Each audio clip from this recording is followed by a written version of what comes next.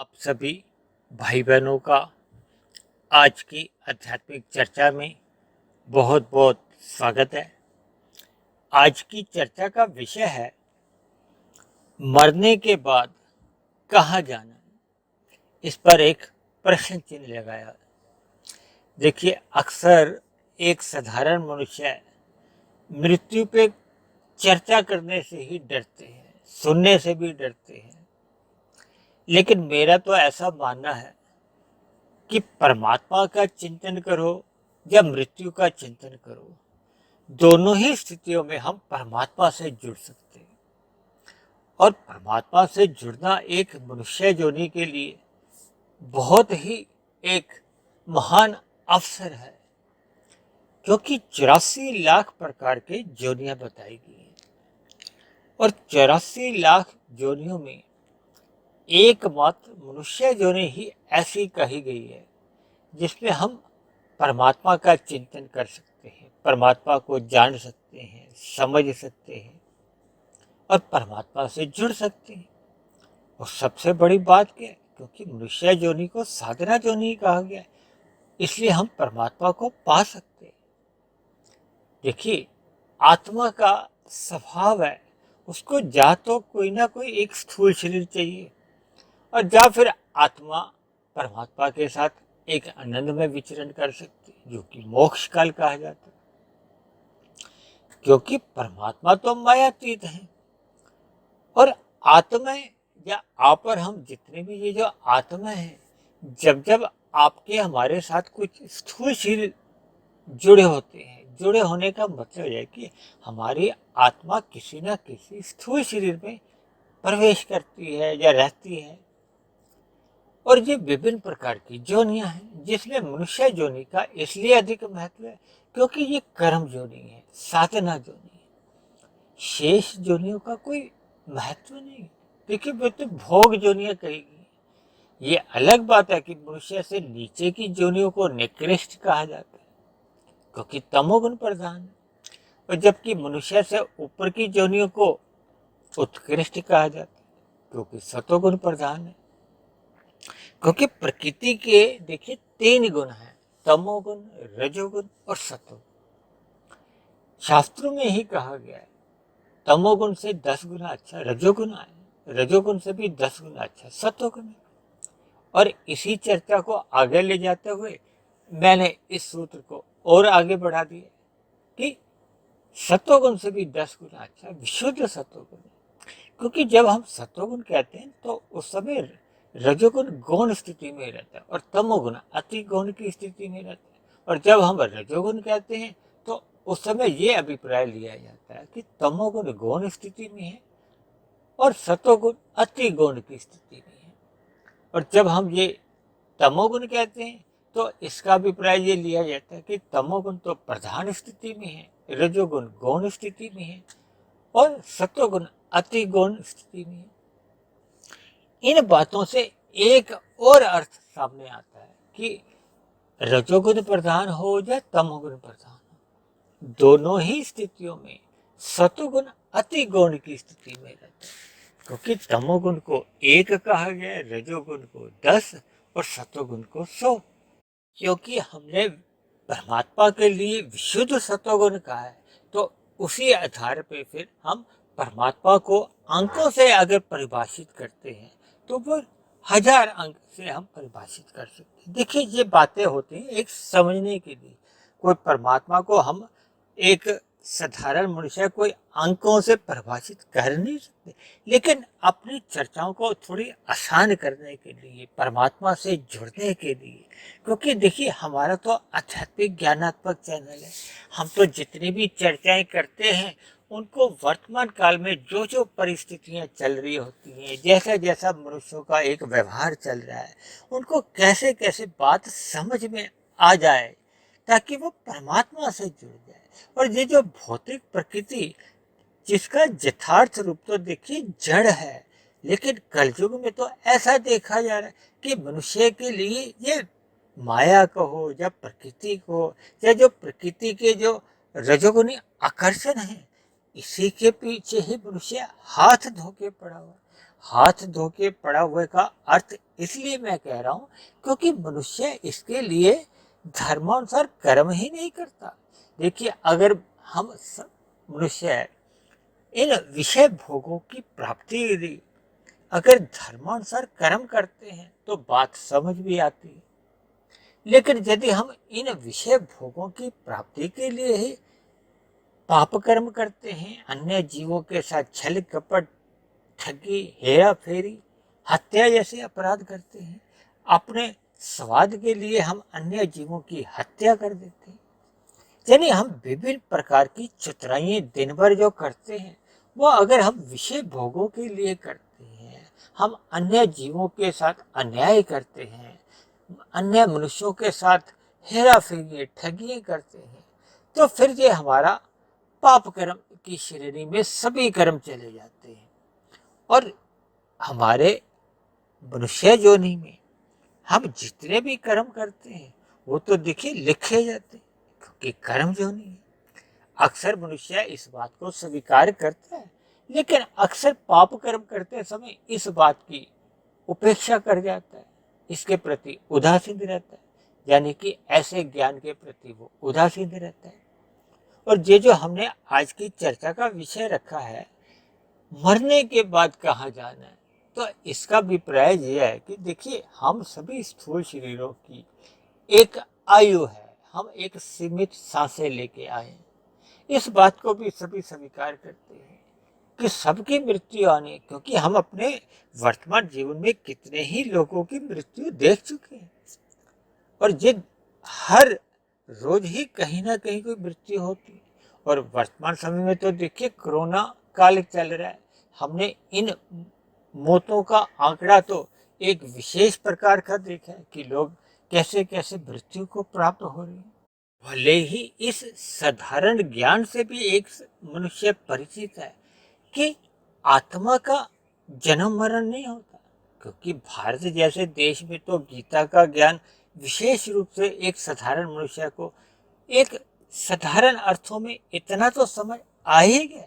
भले ही शेष बातें कर्म योग, ज्ञान योग, भक्ति योग ना भी समझ आती हो, या प्रकृति के गुणों का, या और जितने जो गूढ़ रहस्य गीता में बताए गए, लेकिन एक साधारण बात कि आत्मा अमर है, इस बात को तो लगभग भारत में रहने वाले सभी मनुष्य स्वीकार करते हैं। अब देखिए कि स्थूल शरीर की मृत्यु होती है, और स्थूल शरीर के साथ साथ आपके हमारे भीतर एक सूक्ष्म शरीर होता है, एक कारण शरीर होता है, यानी कि ये तीनों शरीर भी ये भी माया के बने हैं। ये माया देखिए, तमोगुण, रजोगुण और सतोगुण को एक तत्व कहा जाता है, उससे 23 तत्वों का ये जो विस्तार होता है, इसी को ही एक साधारण मनुष्य माया कहता है, प्रकृति कहता है, जबकि शास्त्रों में तो इसको विकृति का नाम दिया गया। कुल मिलाकर जी भौतिक प्रकृति को आप साधारण शब्दों में 24 तत्वों की आप मान सकते हो। शास्त्रों में 24 तत्वों का वर्णन आता है। इसी तरह आपके हमारे जो शरीर है, ये भी एक पिंड है, इस ब्रह्मांड का एक छोटा सा पिंड है, ये भी 24 तत्वों का है। तो इन 24 तत्वों में जो मृत्यु होती है, ये स्थूल शरीर की होती है, जो कि पृथ्वी, जल, अग्नि, वायु, आकाश का बना है। इसी स्थूल शरीर की ही मृत्यु होती है। ये जो हमारा अंदर का सूक्ष्म शरीर और कारण शरीर है, यानी कि शेष जो हमारे 19 तत्वों का जो एक ढांचा है, वो फिर नए स्थूल शरीर की संरचना करता है, अपने अपने किए गए कर्मों के आधार पर, बने हुए संस्कारों के आधार पर, परमात्मा की प्रेरणा के अनुसार एक नया शरीर मिलता है, जिसके ऊपर आज हम चर्चा कर रहे हैं। देखिए, वैसे तो हमने तकरीबन 1 वर्ष पूर्व मनुष्य के मरने के बाद का अगला जन्म के ऊपर एक बहुत ही लंबी चर्चा की थी, जो कि तकरीबन 2.25 घंटे की थी। अक्सर लोगों ने उस वीडियो को पूर्ण रूप से कम लोगों ने सुना था, और लोगों ने उस पर कुछ ऐतराज भी किया था कि इतनी लंबी वीडियो सुनने का समय इस वर्तमान चल रहे कलयुग में किसी के पास नहीं है। देखिए, शास्त्रों में जो जो ज्ञान की बातें होती हैं, उनको जब हम एक सूक्ष्म रूप में समझते हैं तो कभी कभी चर्चाएं लंबी हो जाती है, हालांकि उस वीडियो के बाद मैंने इतनी लंबी वीडियो तो कभी नहीं बनाई, लेकिन फिर भी कभी कभी हमारी वीडियो लंबी हो जाती है, क्योंकि मेरा एक स्वभाव है कि बात को तत्व रूप से एक समझाया जाए ताकि ज्ञान आपके हमारे मन में टिक जाए। देखिए, अगर ज्ञान टिकता नहीं है ना तो फिर उसका प्रभाव नहीं रहता। तब ऐसी स्थिति में हमारे आपके जीवन में कोई सकारात्मक परिवर्तन नहीं आता, फिर तो यूं ही मिला हुआ जीवन व्यतीत हो जाता है। देखिए, जीवन में सुख दुख भोगे तो इसी तरह फिर हमारा जीवन बीत जाता है। मिले हुए जीवन में हमें सत्संग करना चाहिए ताकि परमात्मा का, आत्मा का और प्रकृति का, यानी कि प्रकृति के 3 गुणों का, इनको यथार्थ रूप से इनका वास्तविक ज्ञान लेना चाहिए, ताकि हम उस ज्ञान को लेने के बाद उस पर कुछ चिंतन कर सकें। और जब चिंतन करते हैं तो फिर मनुष्य का थोड़ा सा उस पर प्रभाव पड़ने लगता है। और चिंतन अगर बार बार होता है और चिंतन हमारा अगर टिक जाता है, क्योंकि देखिए हम सब मनुष्य हैं, हमें मननशील जोनी मिली है ना, ये मनुष्य जोनी में तो हम मनन कर सकते हैं। ये पेड़ पौधे पशु पक्षी तो मनन नहीं कर सकते। इसलिए हमें मिले हुए जीवन का लाभ उठाते हुए इन सभी तत्व रूपी ज्ञान पर मनन करना चाहिए, ताकि हमारे आपके जीवन में एक सकारात्मक परिवर्तन आए।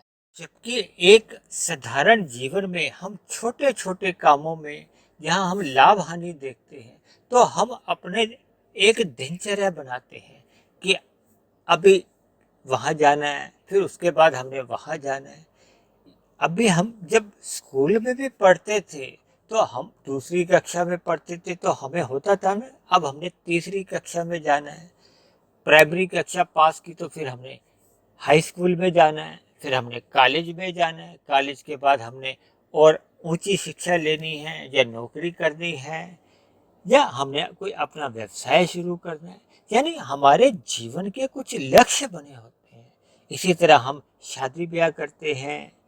यानी मनुष्य अपने मिले हुए जीवन में छोटे लक्ष्य भी रखता है, बड़े लक्ष्य भी रखता है, लेकिन ये सभी लक्ष्य लाभ हानि के आधार पे ही बनते हैं।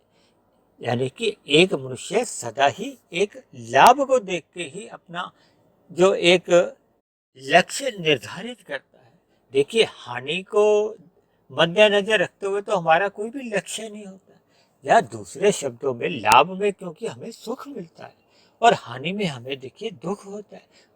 हानि में तो किसी को सुख नहीं होता, और सदा ही सुख मिले ये तो देखिए आत्मा का ही स्वभाव है। इसमें कोई विचित्र बात नहीं है, इसमें कोई स्वार्थ वाली वो बात नहीं है जो एक साधारण मनुष्य एक स्वार्थ का अर्थ समझता है। देखिए, इन स्वार्थ पे भी कभी हम चर्चा करेंगे। देखिए, आत्मा का स्वार्थ क्या है कि सदा ज्ञान में स्थिति में रहना, सुख में स्थिति में रहना, आनंद की स्थिति की प्राप्ति की इच्छा रखना, दुख से निवृत्ति जाना। इसलिए तो कभी भी देखिए, चाहे मनुष्य ही नहीं, चाहे आप पक्षी को भी देखो, पशु को भी देखो, उनको भी जब जब दुख आता है तो वो उससे निवृत्ति चाहते हैं। आपके हमारे जीवन में जब जब दुख आते हैं तो हम भी उससे निवृत्ति चाहते हैं, और सुख बना रहे इसकी भी हमारी इच्छा बनी रहती है। कोई आदमी चाहता है कि उसके सुख कुछ समय तक बने रहे, फिर दुख आ जाए। हम स्थायी सुख चाहते हैं। स्थायी सुख को ही या परम सुख का ही दूसरा नाम आनंद है, जो कि परमात्मा के लिए कहा जाता है। परमात्मा को ही सच्चिदानंद कहा जाता है। एक मनुष्य को या आत्मा को सच्चिदानंद नहीं कहा जाता। देखिए, आत्मा के लिए तो चेतन कहा जाता है। चेतन में नित्यता रहती है, यानी कि सच्चिदानंद शब्द परमात्मा के लिए कहा जाता है, क्योंकि सत्य चित्त आनंद परमात्मा के लिए आता है। एक मनुष्यों के लिए या आत्मा के लिए जो कहा जाता है ना, वो सत्य और चित्त कहा जाता है। जबकि ये जो प्रकृति के लिए तो चित्त भी नहीं कहा जाता, क्योंकि वो तो जड़ है, चेतन नहीं है। इसलिए उसको केवल सत्य कहा जाता है। क्योंकि ये जो तमोगुण, रजोगुण और सतोगुण, ये गुण नित्य बने रहते हैं। जो 23 तत्वों का जो विस्तार होता है, जिसमें आपके हमारे ये 4 युग आते हैं, या वर्तमान समय में कलयुग चल रहा है, हम जी रहे हैं, तो ये कम समय को अनित्य कहा जाता है। यानी कि एक सृष्टि का एक सृजन होता है, फिर उसमें स्थिति बनी रहती है बहुत लाखों वर्षों की, जो हमने पहले भी कभी चर्चा की थी। फिर इसका एक प्रलय आ जाता है। प्रलय का क्या मतलब है कि ये पुनः 23 तत्व अपने मूल प्रकृति यानी कि सतोगुण, रजोगुण और तमोगुण में ही लौट जाते हैं, लय हो जाते हैं। कहते हैं ना प्रलय, प्रलय, इसी का नाम प्रलय है। देखिए हम कभी कभी शब्दों को भी अगर गहन चिंतन करते हैं तो संस्कृत भाषा में तो यही तो है कि उसके सभी शब्दों में अर्थ छिपे होते हैं। देखिए वैदिक ग्रंथ मूल रूप से तो संस्कृत में ही लिखे गए हैं। यानी एक साधारण सी बात है कि एक आत्मा का स्वभाव है कि वो सदा आनंद की ही तलाश करती है, लेकिन ज्ञान के अभाव में ये जो प्रकृति के जो आकर्षण है, जो कि विशेष रूप से रजोगुणी आकर्षण माने जाते हैं, ये जो स्त्री पुरुष का भी जो आकर्षण है ये भी रजोगुण के कारण शास्त्रों में कहा गया है। ये जो 5 भोग्य विषय हैं, गंध, रस, रूप, स्पर्श और शब्द, ये जो आपके हमारे 5 तत्वों के जो शरीर बने हैं, पृथ्वी, जल, अग्नि, वायु, आकाश, इन्हीं के ही सूक्ष्म तत्व हैं। यानी कि आपके हमारे स्थूल शरीर का जो निर्माण होता है, देखिए बच्चे का जन्म कैसे होता है, आप सभी भाई बहन इस बात से अच्छी तरह परिचित हैं। यानी कि हमारे जितने भी सूक्ष्म विषय होते हैं वही हमारे एक स्थूल शरीर का निर्माण करते हैं। इन्हीं से ही हमारा एक गर्भ ठहरता है। तो इसी गर्भ में ही जब आत्मा का प्रवेश होता है तो उसको जन्म कहा जाता है। जबकि एक साधारण बोलचाल में तो देखिए जब माता के गर्भ से शिशु बाहर आता है तो उसको जन्म कहा जाता है। जबकि शास्त्रों के अनुसार तो जन्म तिथि वो मानी जाती है कि जब आत्मा का माता के गर्भ में प्रवेश होता है। देखिए ऐसी सूक्ष्म बातें शास्त्रों में नहीं एक लिखी गई, लेकिन इन सभी बातों पर आप भी अगर चिंतन करोगे तो देखिए ये एक यथार्थ ज्ञान है। इन बातों को आप जितना जितना समझते जाओगे तो फिर आप परमात्मा की विशालता से जुड़ते जाओगे, परमात्मा के दिव्य गुणों का ज्ञान होने लगेगा। ये जो माया जो एक जड़ है इसका भी फिर ज्ञान विज्ञान आपको समझ में आ जाएगा। फिर आप माया के विषय भोगों की तरफ जो आप भाग दौड़ करते हो ना, वो फिर आपकी एक गति रुक जाएगी। रुक जाने का मतलब ये है कि हम इन पदार्थों का केवल अपने स्थूल शरीर की आवश्यकताओं के अनुसार ही ग्रहण करेंगे। देखिए इन पदार्थों का भोग करने की शास्त्रों में मनाही की है, इनका उपयोग करने की मनाही नहीं है। उपयोग तो देखिए स्थूल शरीर की एक आवश्यकता है। हमारे स्थूल शरीर की कुछ एक सीमित आवश्यकताएं होती हैं, उनको पूरा करना होता है। लेकिन मनुष्य योनि का जो एक मुख्य लक्ष्य होना चाहिए वो होना चाहिए कि हमें आध्यात्मिक ज्ञान पूर्ण रूप से हो जाए, ताकि हमारे आत्मा पे ये जो विषय भोगों के आकर्षणों के कारण जो पहले के हमने भोग कर रखे हैं और जो वर्तमान समय में भी अगर हम भोग कर रहे हैं तो आत्मा के ऊपर जो अज्ञानता का जो आवरण पहले चढ़ा हुआ था उसमें और अधिक मजबूती आने लगती। तो इसलिए मिले हुए वर्तमान जीवन में हमें ये आत्मा के ऊपर जो तमोगुण का जो मल रूपी आवरण है उसको हमें हटाना होगा, और ये हटता है केवल सत्संग करते रहने से। देखिए जब अंधकार होता है तो प्रकाश आने से अंधकार जाता है ना, तो सत्संग को प्रकाश से कहा जाता है, सत्वगुण से भी कहा जाता है। सत्वगुण को अर्थ ही ज्ञान से लिया जाता है, प्रकाश से लिया जाता है, और तमोगुण को अज्ञानता से लिया जाता है, अंधकार से लिया जाता है। तो जैसे जैसे सुबह सूर्य का प्रकाश आता है तो फिर रात का जो अंधेरा जिसको एक साधारण शब्दों में हम मानते हैं वो फिर चले जाता है। देखिए अंधकार का अपने आप में कोई अस्तित्व नहीं है, ये तो प्रकाश हटता है तो अंधकार सहज ही वहीं प्रकट हो जाता है। शास्त्रों में कहा गया कि अंधकार कोई अपने आप में कोई तत्व नहीं है।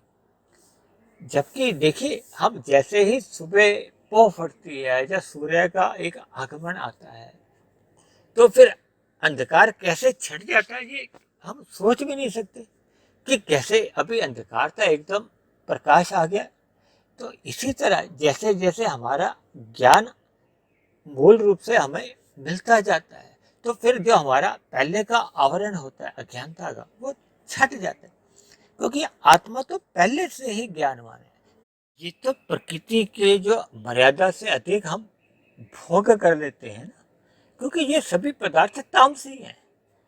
आपके हमारे स्थूल शरीर भी शास्त्रों में तामसी कहे गए। ये पृथ्वी, जल, अग्नि, वायु, आकाश, इनको तामस तत्व कहा जाता है। आपके हमारे जो 5 भौतिक विषय हैं, जो इसके सूक्ष्म तत्व होते हैं, जैसे पृथ्वी का सूक्ष्म तत्व क्या है? गंध।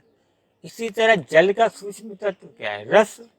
इसी तरह अग्नि का सूक्ष्म तत्व है रूप, और वायु का सूक्ष्म तत्व है स्पर्श, और आकाश का सूक्ष्म तत्व है शब्द। ये भी तामसी कहेंगे। तो फिर तामस का हम जितना जितना पदार्थों का संग करते हैं, एक मर्यादा तक तो देखिए ठीक है, हमारे स्थूल शरीर की आवश्यकता है, लेकिन जब हम इसको भोगों के रूप में ग्रहण करते हैं, तो फिर हमारा ज्ञान आवृत होने लगता है, हम अचेत अवस्था में चले जाते हैं, और अचेत अवस्था में फिर आने से फिर हम परमात्मा के विमुख हो जाते हैं। क्योंकि जब जब मनुष्य ज्ञान में स्थिति में रहता है, तो उसको परमात्मा का सहज ही चिंतन बना रहता है, सहज ही उसकी परमात्मा के प्रति समुखता बनी रहती है, क्योंकि परमात्मा ही एक आनंद स्वरूप है। आप महसूस करोगे कि जब जब आप परमात्मा का सत्संग करते हो, परमात्मा की समुखता बनाते हो, तो आपके भीतर एक सहज ही एक आनंद की अनुभूति होने लगती है। इसीलिए तो शास्त्रों में बार बार इस बात को जोर देकर कहा जाता है कि सभी आत्माओं का स्वभाव है कि वो आनंद के लिए ही सभी कार्य करती है। जितने भी हम कर्म करते हैं, वो आनंद प्राप्ति के लिए ही करते हैं। ये जो मनुष्य पाप कर्म भी करता है ना, वो प्रकृति के भोगों में परम सुख प्राप्ति के लिए ही करता है, लेकिन अज्ञानतावश उसको ये बोध नहीं रहता कि ये जड़ पदार्थ तो एक वस्तुनिष्ठ है, इनमें जैसा जैसा स्वभाव है, एक समय सीमा तक ये सुख देते हैं, फिर वहीं से दुख आते हैं। इसलिए मनुष्य को मिले हुए जीवन में इन जड़ पदार्थों के सुख भोगने के लिए मनुष्य को पुण्य कर्मों से भी बचना है। देखिए, हम पुण्य कर्म जब जब करते हैं, वो इस अपेक्षा से किए जाते हैं कि आरंभ में पाप कर्मों से मनुष्य बचे, लेकिन जैसे जैसे मनुष्य को परमात्मा का ज्ञान होने लगता है, तब ऐसी स्थिति में उसको बोध होने लगता है कि ये जो पुण्य कर्म भी सकाम भाव से जो हम करते हैं, ये भी हमारे बंधन का कारण बनते हैं। क्योंकि मनुष्य जोनि एक कर्म जोनि के साथ साथ एक साधना जोनि है। साधना जोनि का अभिप्राय है कि हम मनुष्य जोनि में स्थूल शरीर के रहते रहते अपना सूक्ष्म शरीर और कारण शरीर हमें समाप्त करना होगा। तभी हम स्थूल शरीर के मरने पे फिर आत्मा एक मोक्ष काल में चली जाती है, यानी कि मायातीत हो जाती है। क्योंकि बंधन का कारण तो ये हमारे आपके 3 शरीर ही हैं। एक शरीर, स्थूल शरीर, तो देखिए सभी ही मृत्यु को प्राप्त हो जाते हैं, लेकिन ऐसी स्थिति में जैसे ही स्थूल शरीर मर जाता है, तो फिर हमारा सूक्ष्म शरीर और कारण शरीर में जैसा जैसा ये जो हमारा कर्माशय बना होता है, संस्कार बने होते हैं, यानी कि पाप और पुण्य कर्मों का जैसे कर्माशय बना होता है, फिर उसी आधार पे और संस्कारों के आधार पे फिर एक नया स्थूल शरीर हमें मिलता है। देखिए, 84 लाख प्रकार की जोनियां हैं।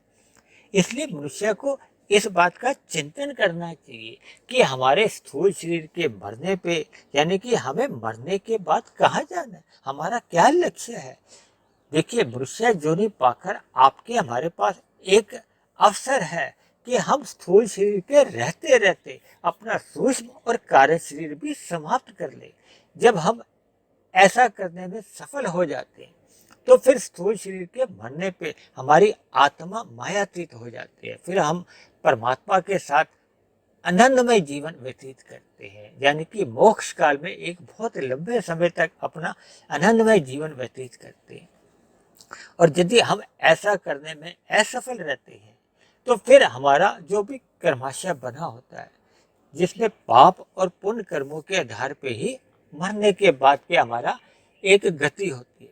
देखिए, मनुष्य जोनि तो तभी मिलती है जब मनुष्य जोनि में मरते समय हमारे पाप और पुण्य कर्मों की कम से कम तुल्यता रहती है, जब पुण्य कर्मों की अधिकता रहती है। और जब भी मनुष्य विषय भोगों को भोगते भोगते पाप कर्म करता है, तो फिर ऐसे में उसका पाप कर्मों का कर्माशय बढ़ने लगता है और पुण्य कर्मों की न्यूनता रह जाती है। जब ये मनुष्य के मरते समय ये असंतुलन की स्थिति बढ़ जाती है, असंतुलन का अभिप्राय है कि पाप कर्मों की तो अधिकता होगी और पुण्य कर्मों की न्यूनता होगी, तो फिर ऐसे में मनुष्य के मरने के बाद फिर उसको नीचे की जोनियों में क्रमशः जन्म लेना पड़ता है।